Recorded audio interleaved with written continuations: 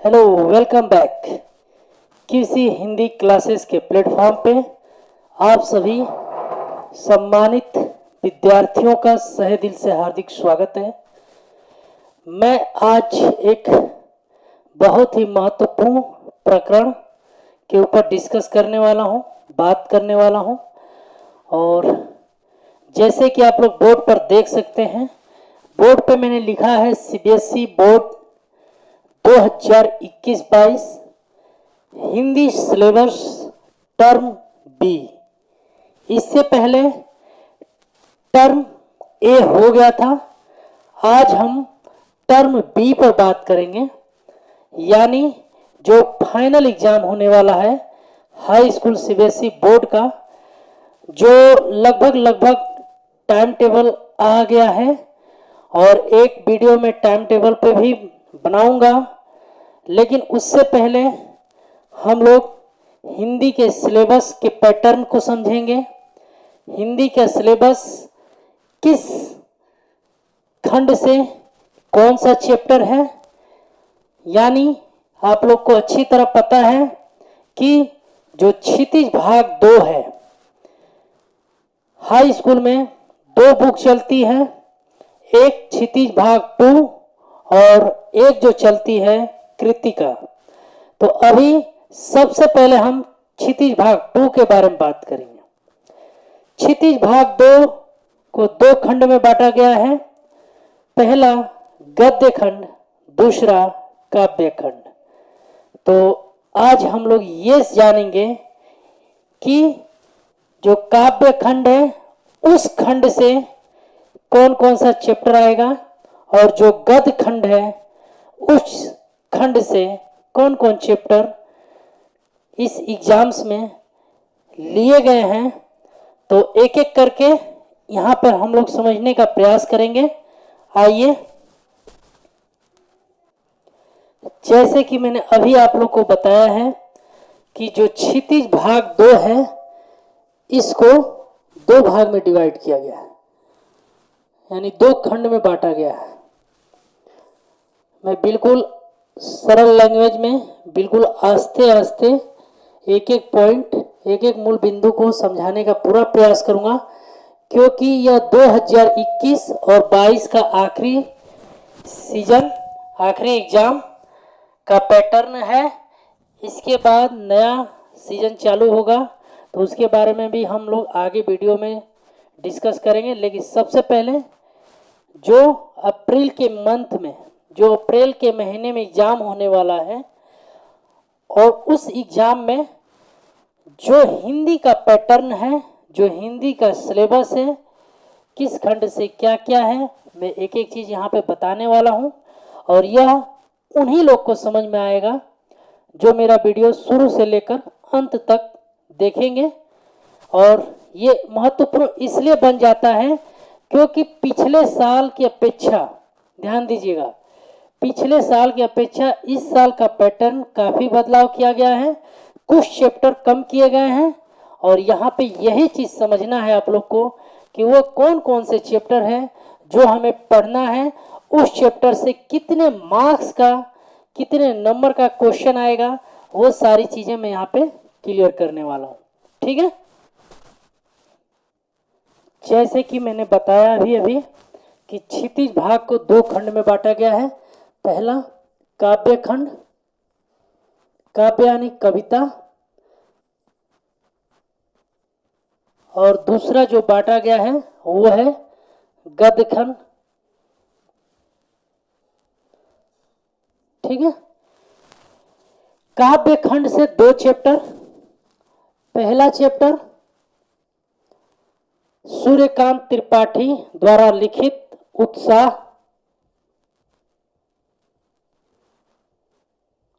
और इन्हीं का है अट नहीं रही है, अट नहीं रही है।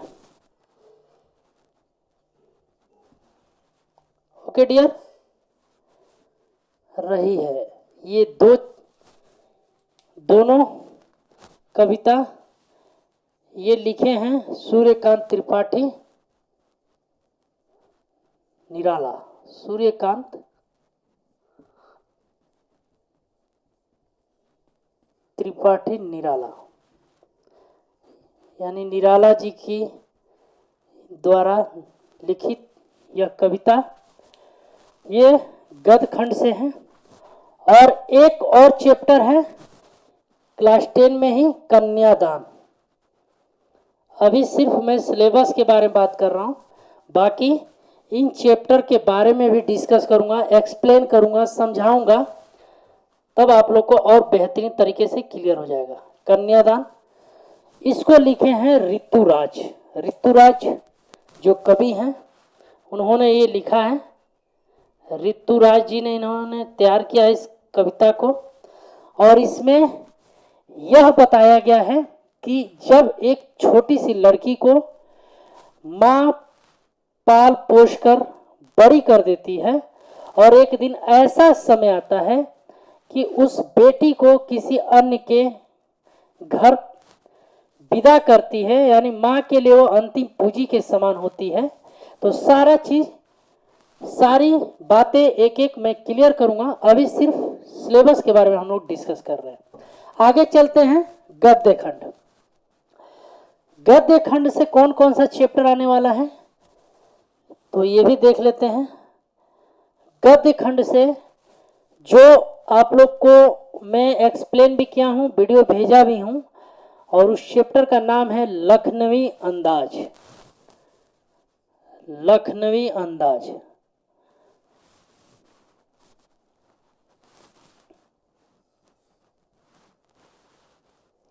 यानी यात्रा वृत्तांत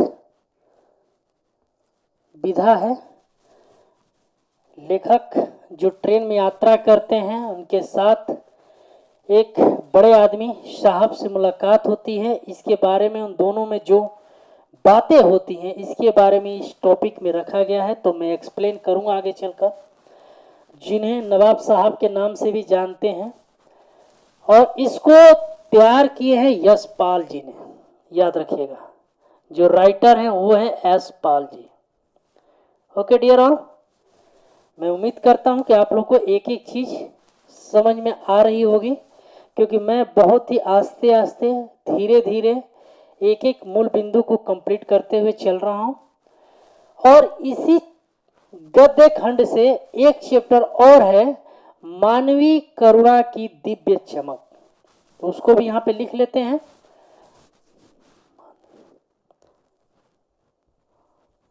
मानवीय करुणा की दिव्य चमक, ठीक है। ये गद्य खंड से लिया गया चैप्टर है, और जो इसके राइटर है वो है सर्वेश्वर दयाल सक्सेना। सर्वेश्वर दयाल सक्सेना।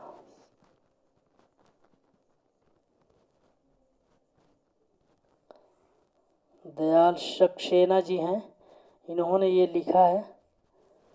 तो आप लोग बोर्ड पर देख सकते हैं, जिस हिंदी के मूल टॉपिक के बारे में मैं बात कर रहा हूं, अर्थात जो एग्जाम टर्म बी में, जो टर्म बी का सिलेबस है हिंदी का, और जो आप लोग का एग्जाम अप्रैल के मंथ में होने वाला है, उसमें उससे संबंधित सारी चीजें मैं ये क्लियर कर रहा हूं।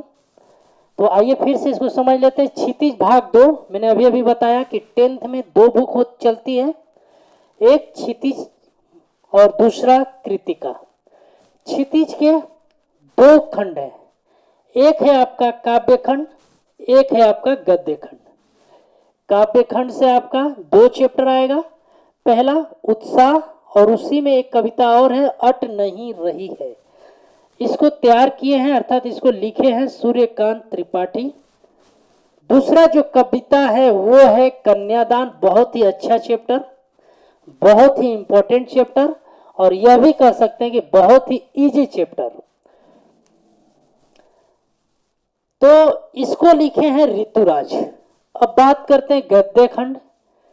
गद्य खंड में 2 चैप्टर, लखनवी अंदाज जिसके राइटर यशपाल जी, और एक चैप्टर मानवीय करुणा की दिव्य चमक जिसको लिखे हैं सर्वेश्वर दयाल सक्सेना। इन चैप्टरों के बारे में ऑलरेडी मैं एक्सप्लेन कर चुका हूं, लेकिन फिर से मैं एक नया वीडियो बनाऊंगा और उसमें एक एक बातें क्लियर करूंगा। तो ये तो मैंने क्षितिज भाग 2 यानी क्षितिज बुक के बारे में बताया। अब हम लोग आगे चलते हैं और कृतिका चैप्टर के बारे में यानी कृतिका बुक के भी बारे में बात करेंगे। यानी कृतिका बुक से कौन कौन सा वो चैप्टर है, कौन कौन से वो लेसन है जो एग्जाम में आने वाले हैं, आइए उसको भी देखते हैं। चलिए, अब जो दूसरी बुक है क्लास 10 सीबीएसई बोर्ड, उस बुक का नाम है कृतिका। तो मैं आप लोग को बता दूं कि जो इस साल जो बच्चे एग्जाम्स के लिए रेडी हैं उनके लिए कहीं ना कहीं गवर्नमेंट ये बहुत ही अच्छा सिलेबस तैयार किया है। बहुत ही कह सकते हैं कि कम सिलेबस और पैटर्न सबसे बेहतरीन पैटर्न। यानी अगर एक बच्चा थोड़ा सा भी अगर मेहनत करे तो अच्छे मार्क्स ला सकता है। यानी सीधे सीधे हम कह सकते हैं कि कुछ चैप्टर को कट करके और कुछ चैप्टर यहाँ पे कम कर दिए गए हैं, ये आप लोग के लिए बेहतर कर दिया गया है। और कम करने का रीजन आप सबको पता है, कोरोना का माहौल चल रहा था। तो हम आते हैं अपने टॉपिक पे। कृतिका बुक से जो पहला ही चैप्टर है, कृतिका का पहला ही जो चैप्टर है माता का आंचल, आप सभी को पता है माता का आंचल।